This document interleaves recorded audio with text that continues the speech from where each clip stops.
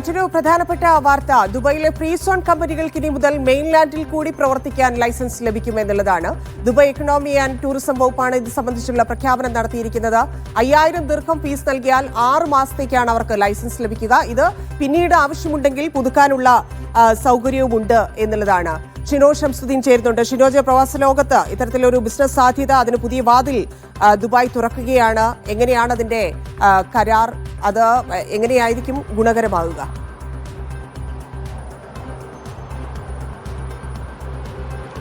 ധന്യ, സാധാരണ free zone കമ്പനികൾക്ക് ഒരു പ്രത്യേക മേഖലയിൽ മാത്രമാണ് പ്രവർത്തിക്കാൻ സ്വാതന്ത്ര്യമുണ്ടാവുക. പുതിയ തീരുമാനമനുസരിച്ച് ഈ ഫ്രീ സോണ് പുറത്തുകൂടി ഈ കമ്പനികൾക്ക് പ്രവർത്തിക്കാൻ അവസരം ലഭിക്കുകയാണ്.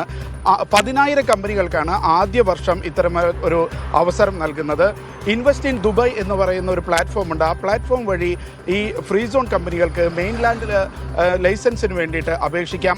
6 മാസത്തേക്കാണ് ഇത് ലൈസൻസ് നൽകുക. പിന്നീട് 6 മാസത്തേക്ക് കൂടി 5000 ദിർഹം അടച്ചിട്ട് ഈ ലൈസൻസ് പുതുക്കാൻ കഴിയും.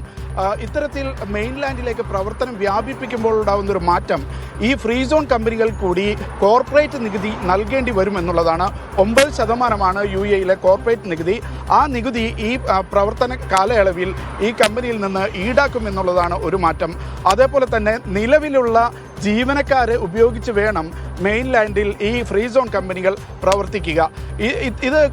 ഈ ഫ്രീ സോൺ കമ്പനികൾക്ക് കൂടുതൽ വരുമാനമുണ്ടാക്കാനും കൂടുതൽ മേഖലയിലേക്ക് അവരുടെ പ്രവർത്തനം വ്യാപിപ്പിക്കാനുമാണ് സർക്കാർ ഇത്തരമൊരു തീരുമാനമെടുത്തിരിക്കുന്നത്.